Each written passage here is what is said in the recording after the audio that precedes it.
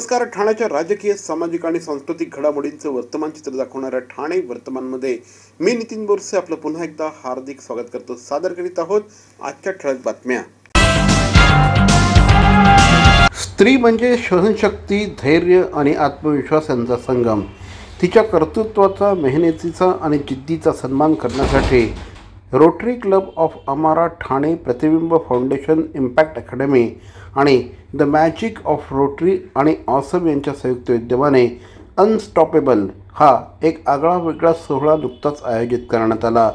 स्त्री शक्तीचा गौरव करण्यासाठी आणि त्यांच्या यशाला दाद देण्यासाठी या कार्यक्रमाला आपण उपस्थित राहिलो. ज्या महिलांनी आपल्या अथक परिश्रमाने, चिकाटीने आणि जिद्दीने विविध क्षेत्रांमध्ये स्वतःची आगळीवेगळी ओळख निर्माण केली, अशा 55 कर्तृत्ववान महिलांचा सन्मान रोवेक्स पुरस्कार देऊन करण्यात आला. यावेळेस मनीषा कोंडस्कर आणि सुरेखा सदलापूर यांच्या प्रयत्नाने या 55 महिलांच्या कर्तृत्व कथनाचे unstoppable the women who paved the way या पुस्तकाचं प्रकाशन देखील करण्यात आलं. यावेळेस महिलांना खासदार नरेश म्हस्के आणि सिने अभिनेत्री दीपाली भोसले सय्यद आणि इतर मान्यवरांच्या हस्ते पुरस्कार प्रदान करून खासदार नरेश म्हस्के यांनी त्यांच्या कार्याचं कौतुक केलं आणि पुढील वाटचालीसाठी मनपूर्वक शुभेच्छा दिल्या.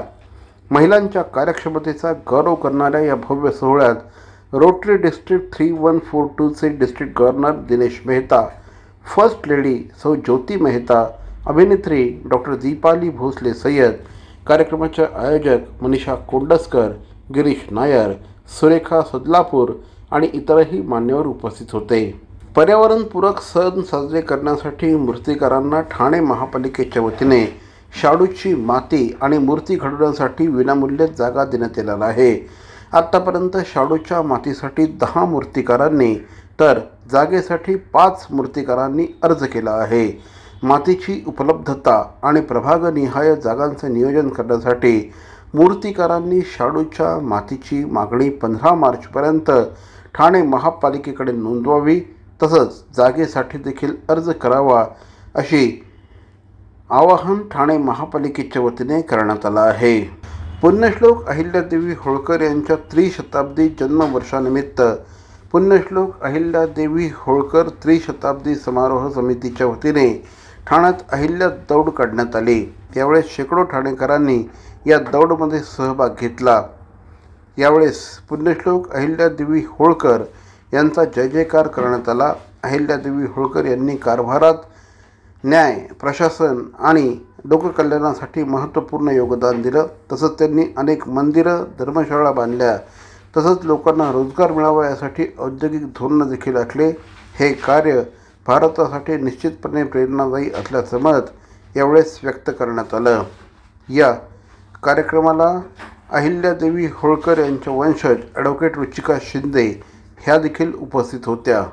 अहिल्या दिवस निमित्त अहिल्या दौडचं आयोजन केलेलं आहे आणि हा फार छान रीतीने प्रोग्राम छान रीतीने झालेला आहे.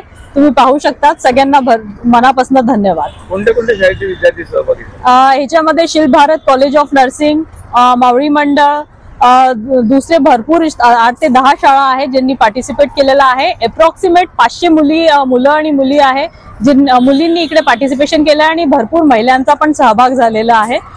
खूप छान रीतीने प्रोग्रामाला सहभाग दिला, त्याच्याबद्दल धन्यवाद.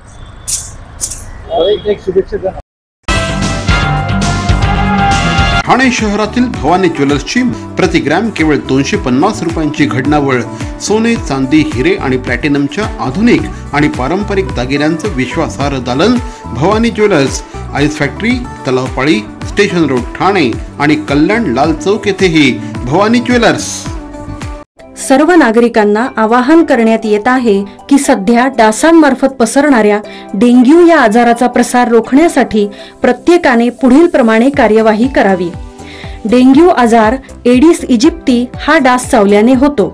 या डासांची पैदास साचलेल्या किंवा साचवलेल्या स्वच्छ पाण्यामध्ये होते. 8 दिवसांपेक्षा जास्त दिवस पाणी उघडे व साचून राहिल्यास त्यात डास अंडी घालतात. अंड्यांच्या अळ्या तयार होऊन पुढे डास तयार होतात.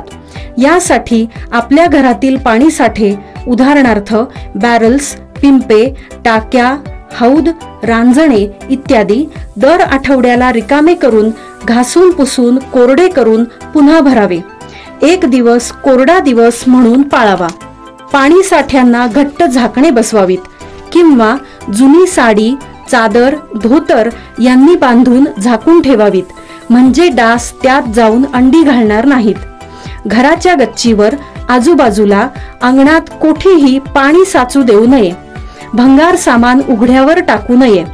उदाहरणार्थ टायर्स, प्लास्टिक सामान, कुंड्या, टाकाऊ वस्तू इत्यादी. अशा सामानात पावसाचे पाणी साठून त्यात डेंग्यूच्या डासांची पैदास होते. घरातील कूलर्स, फ्रीजच्या पाठीमागील ट्रे हे देखील वेळोवेळी कोरडे करावेत. लक्षात ठेवा, नुसत्या फवारणीने डास घनता कमी होत नाही, तर त्यासाठी डास पैदास ठिकाणे नष्ट करणे ही आपल्या सर्वांची जबाबदारी आहे. कोणताही ताप अंगावर न काढता जवळच्या शासकीय रुग्णालयात मोफत औषधोपचार घ्या. अशा प्रकारे नागरिकांनी सहकार्य केल्यास डेंग्यूचा प्रसार रोखणे सहज शक्य आहे. CP Goenka International School, nurturing talent at young age for scholastics, sports and performing arts in global perspective. Proud to have world toppers and country toppers in 10th standard Cambridge examinations. Ranked the best emerging school by the Times of India for personality over percentage. CP Goenka is the intelligent choice.